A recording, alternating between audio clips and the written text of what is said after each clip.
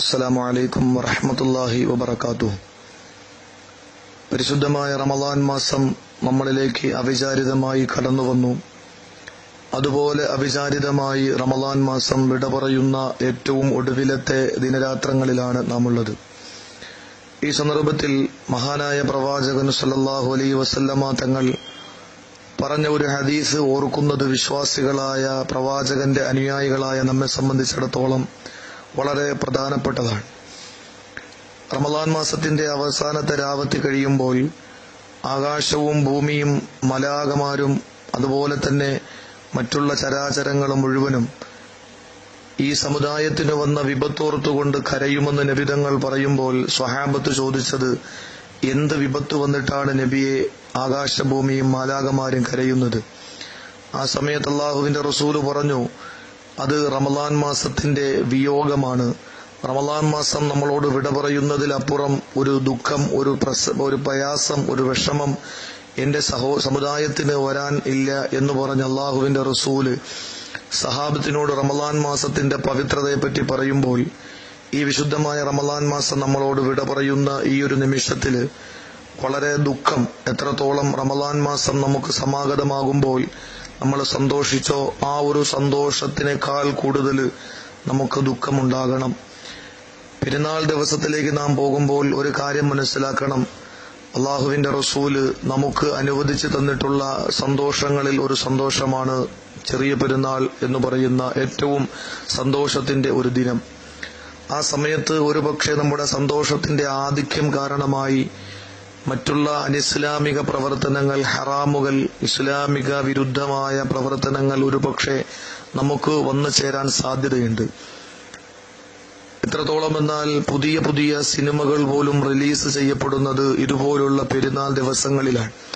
30 ദിവസത്തെ നമ്മുടെ ത്യാഗോജ്വലമായ നമ്മുടെ ശരീരത്തോടും ശൈത്വാനോടുമുള്ള നമ്മുടെ വിയോജിപ്പും അവരോടുള്ള ശത്രുതയും നമ്മൾ അള്ളാഹുവിന് വേണ്ടി ദിനരാത്രങ്ങൾ മാറ്റിവെച്ചിട്ട് പടച്ച തമ്പുരാന് വേണ്ടി സർവസ്വവും സമർപ്പിക്കാൻ പ്രതിജ്ഞ എടുത്തിട്ടുള്ള നമ്മെ സംബന്ധിച്ചിടത്തോളം ഇനിയുള്ള 11 മാസക്കാലം, അടുത്ത റമളാൻ മാസം എത്തുന്നതുവരെയുള്ള 11 മാസക്കാലം നമ്മുടെ ജീവിതം സൂക്ഷ്മതയും ഈമാനികമായ ആവേശവും ഉള്ളതായി മാറേണ്ടത് നോമ്പിലൂടെ നാം നേടിയെടുത്ത ചൈതന്യത്തിൽപ്പെട്ടതാണ്.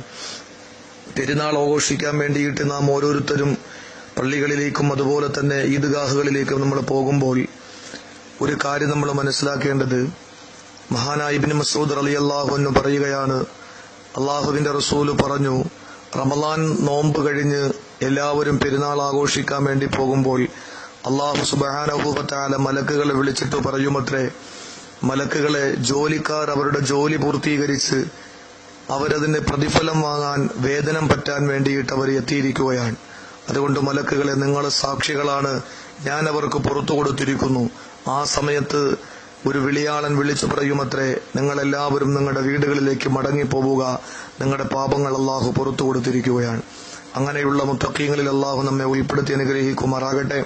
മറ്റൊരു പ്രധാനപ്പെട്ട വിഷയം, മഹാനായ വഹബ് ബിൻ മുനബ്ബഹ് റളിയല്ലാഹു അൻഹു റിപ്പോർട്ട് ചെയ്യുന്ന ഹദീസിൽ അല്ലാഹുവിന്റെ റസൂല് പറഞ്ഞതായി കാണുന്നു, പെരുന്നാളിന്റെ അന്ന് പ്രഭാതമാകുമ്പോൾ സൂര്യൻ ഉദിക്കുന്ന സമയത്ത് ഇബ്ലീസ് ഒരു വലിയ അട്ടഹാസത്തോടുകൂടി തന്റെ അനുയായികളെ അരികിലേക്ക് ക്ഷണിക്കുമെന്നും, അനുയായികൾ നേതാവിന്റെ അട്ടഹാസം കേട്ട് ഓടിയെത്തുമ്പോൾ അനുയായികൾ ചോദിക്കുമത്രേ, എന്തുകൊണ്ടാണ് താങ്കൾ അട്ടഹസിച്ചത്?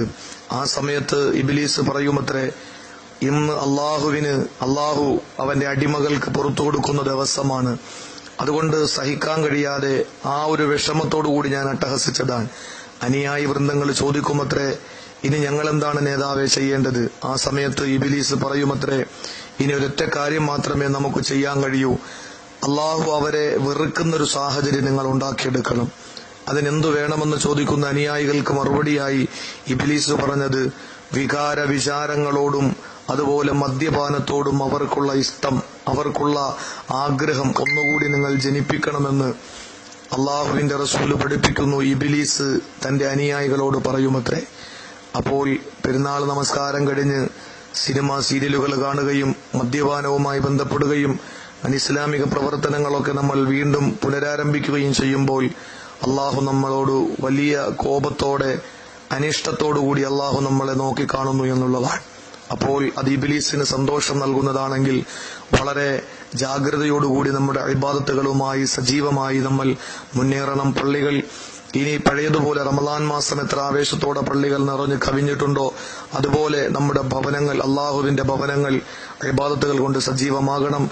ഈ പെരുന്നാൾ ദിനം നമ്മൾ ആഘോഷിക്കുമ്പോൾ കഷ്ടപ്പെടുന്നവരുടെയും പ്രയാസപ്പെടുന്നവരുടെയും നൊമ്പരപ്പെടുന്നവരുടെയും തടവിൽ കഴിയുന്നവരുടെയും ഒക്കെ വേദനകളും കൂടി നമ്മൾ മനസ്സിലാക്കി അവർക്ക് വേണ്ടിയിട്ടുള്ള പ്രാർത്ഥനകളും, നമ്മിൽ നിന്ന് മരണപ്പെട്ടു പോയവർക്ക് വേണ്ടിയിട്ടുള്ള പ്രാർത്ഥനകളും, അതിനോടൊപ്പം അള്ളാഹു നമുക്ക് അനുവദിച്ചിട്ടുള്ള സന്തോഷം പരസ്പരം രേഖപ്പെടുത്തി എല്ലാവരും പടച്ചവനോടും പടപ്പുകളോടുമുള്ള കടമകൾ പാലിക്കണമെന്ന് ഈ സന്ദർഭത്തിൽ അറിയിക്കുകയാണ്.